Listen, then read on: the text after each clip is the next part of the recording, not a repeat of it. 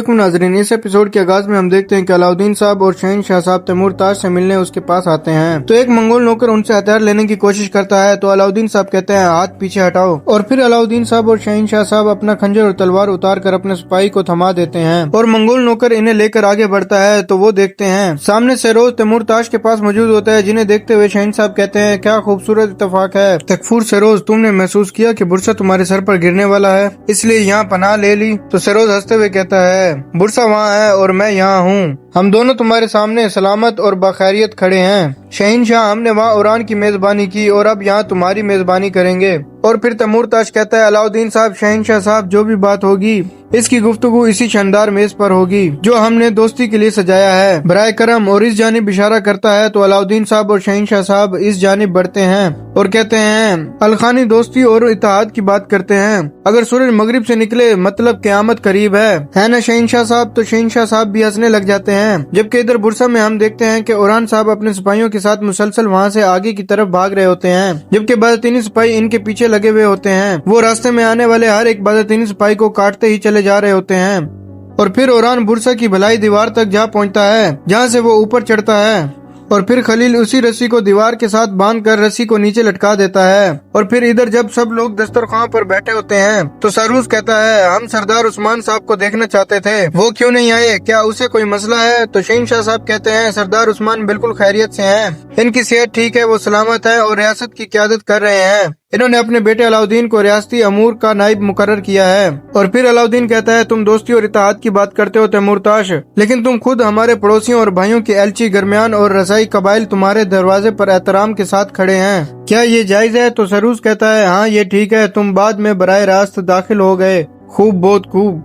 तैमूर ताज कहता है मैं नहीं हूँ जिसकी वजह से ये मोअज़्ज़िज़ हजरात इस हालत में खड़े हैं, बल्कि तुम हो, तुम इनकी तजारत रोक देते हो और ये टैक्स नहीं अदा कर सकते। हम इस मेज पर जमा हुए हैं ताकि हम इन हजरात के मसले का भी हल निकाल सकें। ये सुनकर अलाउद्दीन साहब और शहंशाह साहब हंसने लग जाते हैं। शहंशाह साहब कहते हैं बाज़तीनी और अलखानी मुत्तहिद हो गए और वो तुर्क हजरात के मसाइल की फिक्र करने लगे। क़यामत की एक और अलामत देखो अलाउद्दीन साहब कहते हैं आप ठीक कह रहे हैं शहंशाह साहब, आप ठीक कह रहे हैं, खूब, लेकिन हम इसका हल अपने दरमियान निकालेंगे जब वक्त आएगा। गवर्नर मुझे अपनी परेशानी बताओ, हमारे पास करने को बहुत से काम और मुश्किलात हैं। तो तैमूर ताज कहता है मैं ही तुम्हारा काम हूँ और मैं ही वो मुश्किल हूँ जो तुम्हें दरपेश आएगी। तुम इस सरजमीन पर इसलिए मौजूद हो कि हमने इजाजत दी, याद रखना अलाउद्दीन साहब। तो अलाउद्दीन पूछता है क्या हम इसका बदला नहीं देंगे? तो सरोज कहता है अभी के लिए सिर्फ आर्जी तौर पर ठीक है, हमने सुना है कि बुरसा के लिए जिद की वजह से उस्मान बड़ी मुश्किल से टैक्स अदा करता है। तो अलाउद्दीन कहता है मुश्किल या आसान तुम्हारा क्या ताल्लुक? और फिर तैमूर ताज कहता है मुआसरा जल्द ही खत्म हो जाएगा। ये सुनकर अलाउद्दीन और शहंशाह साहब हैरान हो जाते हैं। जबकि दूसरी जानिब बुरसा में हम देखते हैं फ्लाडियूस अपने सिपाहियों के साथ भागता हुआ इसी जगह पर पहुंचता है जहां पर कई सिपाहियों ने रस्सी नीचे लटकाई थी। फ्लाडियूस जैसे ही वहां पहुंचकर रस्सी देखता है और इसे देखकर बहुत परेशान हो जाता है, जबकि उरान और कई सिपाही भी दूर खड़े ये सारा मंजर देख रहे होते हैं। फ्लाडियूस गुस्से से चीख रहा होता है और कह रहा होता है बुरान को फौरन तैयार करो। ये सारा मंजर देखकर खलील कहता है इन्होंने चारा ले लिया हुजूर। उरान कहता है वो ही थे जिन्होंने शुरू में चारा फेंका था। फ्लाडियूस इस कैदियों के तबादले के दौरान करारगाह पर हमला करेगा। जबकि इधर तैमूर ताज कहता है तुम फौरन मुआसरा खत्म करोगे और काफरों के रास्ते खोलोगे। तो शहंशाह साहब हंसते हुए कहते हैं तो यूं सीधे मामले पर आते हैं, लफ्जों से खेलने की जरूरत नहीं, ये होगा जो कुछ कहा है इसके मुताबिक सब होगा जब बुरसा गिर जाएगा। ये सुनकर सरोज कहता है तो तुमने ये ख्वाब सबके लिए सालों तक बेचा शहंशाह, ये एक ख्वाब है जो कभी पूरा नहीं होगा, बुरसा हमारा रहेगा, तुम अपनी आंखें खोलो और हकीकत देखो। उरान ने देख लिया और अब तुम्हारी बारी है। शहंशाह साहब कहते हैं सुबह सुबह उरान ने बुरसा देखा, लेकिन बुरसा ने अभी मुझे नहीं देखा। उस्मान सरदार ने जो ताकत मुझे दी है मैं इसी से बुरसा पर कब्जा करूंगा। ये सुनकर सरोज कहता है और मैं आखिरी हद तक इस ताकत से जो अजीम असाई ने मुझे दी है इसका दफा करूंगा। जब तक हम बुरसा का दफा कर रहे हैं तुम सब हार जाओगे। तो अलाउद्दीन साहब कहते हैं मामला हल हो गया है ना, हमने मशवरा किया और जंग पर मुत्तफिक हुए। ये सुनकर तैमूर ताज कहता है अपने अल्फाज तोलो और फिर बोलो अलाउद्दीन, जंग सिर्फ बुरसा तक महदूद नहीं। तो अलाउद्दीन कहता है क्या ऐसा है, ये किस हद तक फैलेगी? तैमूर ताज या इसके तवस्सुम ममालिक तक? तक। ये सुनकर तैमूर ताश को गुस्सा आता है, जबकि शहंशाह साहब मुसलसल हंस रहे होते हैं। तैमूर ताश कहता है, तुम अपनी ताकत से बड़ा बोल रहे हो अलाउद्दीन। इस जमीन पर हुक्मरानी का हक मुझे हासिल है। क्या तुम सामने वाले लश्कर को नहीं देख रहे हो जो तुमसे कई बड़ा है? शहंशाह साहब कहते हैं, तुम और सहरोज मुतहिद होकर हमारे सामने खड़े हो। जाहिर है तुम इन मोजिज हजरात को भी इस गंदे इत्तेहाद में धमकी देकर शामिल कर रहे हो। तुम मुकद्दस जंग को रोकते हो और इसके नताइज अल्लाह के सामने तुम्हारे कंधों पर होंगे। तो सहरोज कहता है, सिर्फ बुरसा का दफा तुम्हारे कदमों तले जलजिला पैदा कर रहा है। और फिर मुंह से थूक फेंकता है और कहता है, अगर हम दोबारा ऐसा ही फूंक दें तो मुझे खौफ है कि कोई भी अपनी जगह खड़ा नहीं रहेगा। जबकि इधर बुरसा में हम देखते हैं कि तमाम बाज़तीनी सिपाही भाग रहे होते हैं। उरान भी अपने सिपाहियों के हमरा मुसलसल आगे की जानिब बढ़ रहा होता है। बाज़तीनी सिपाही मुसलसल उरान और सिपाहियों को ढूंढ रहे होते हैं। एक जगह पर खलील उरान से कहता है, हजूर हमें किसी भी लम्हे पकड़ लिया जाएगा।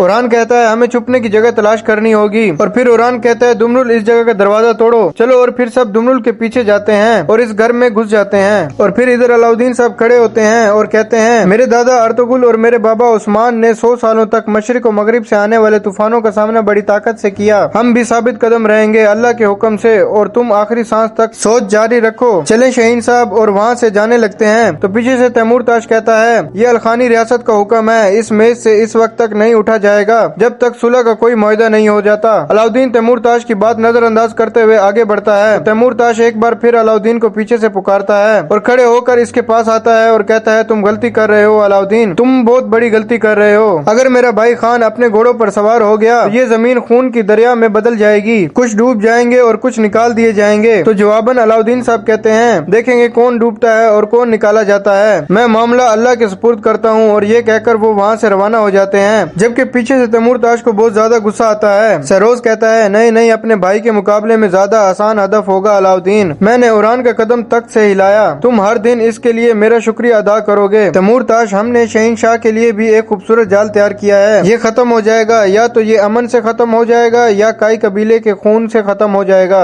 जबकि इधर बुरसा में हम देखते हैं कि उरान और बाकी काई सिपाही एक घर के अंदर दाखिल होते हैं। उरान खिड़की से बाहर देखता है। दुमरुल बताता है, घर बिल्कुल खाली है हजूर। और फिर कहता है, हजूर आपने कहा था ये फ्लाडियूस हमला करेगा, वो ऐसा कैसे करेगा? उरान कहता है, बुरहान साहब के साथ कैदियों के तबादले के दौरान वो करारगाह को बुरहान की तरफ मोड़ देगा और हमला करेगा। बालाबान कहता है, लाना तो इसकी नस्ल पर, इसके गिरफ्तार फौजियों का क्या होगा? तो खलील कहता है, फ्लाडियूस अभी अपने भाई के बदले के पीछे है, वो सिपाहियों के बारे में नहीं सोचेगा। बुरहान कहता है, वो बुरहान साहब को जिंदा नहीं छोड़ेगा। तो बालाबान पूछता है, तो हम बुरहान साहब को कैसे बचाएंगे? और अभी मैं अपने बारे में तो सोच भी नहीं रहा। तो उरान कहता है, हम कैदियों के तबादले के दौरान बुरहान साहब को अगवा कर लेंगे, हम तीनों भी बाहिफाजत बाहर निकल आएंगे। तो खलील पूछता है, हम तीनों? उरान कहता है, हम में से किसी एक को बुरहान साहब का झंडा उठाना पड़ेगा, यानी जासूसी जारी रखनी होगी। कोई रजाकार है, फिक्र न करो, अगर हालात खराब होते हैं तो मैं तुम्हें नहीं छोड़ूंगा। तो दुमरुल कहता है, हम रहेंगे हजूर। जबकि बालाबान और खलील भी कहते हैं, हम भी रहेंगे हजूर। उरान कहता है, हम में से किसी एक को बुरसा में रहना चाहिए। और फिर दुमरुल से कहते हैं, दुमरुल तुम्हारी रोमी जुबान अच्छी है? दुमरुल कहता है, अल्लाह के हुक्म से हजूर। उरान कहता है, तुम मेरे लिए मालूम करोगे कि वो बुरसा में किस रास्ते से दाखिल होते हैं और निकलते हैं। हम थोड़ी देर में निकलेंगे और तुम तब तक यहाँ इंतजार करो जब तक के हालात ठीक ना हो जाएं। तो दुमरुल कहता है, हम राब्ते में कैसे रहेंगे? तो उरान कहता है, जैसे हम बुरहान साहब से राब्ता करते थे। दुमरुल कहता है, जैसा आपका हुक्म हजूर। और फिर उरान खिड़की से बाहर देखने लग जाता है। इधर कबीले में हम देखते हैं कि हलीमा एक मेमना उठाए खड़ी होती है। आयकुर्द इसके पास आता है और कहता है, तुमने इस घोड़े को अपने हाथ से कैसे जाने दिया जिसके बारे में तुमने कहा था? बताओ हलीमा खातून। हलीमा कहती है, क्या मैं कभी किसी घोड़े को छोड़ सकती हूँ, एक घोड़ा चोर की वजह से?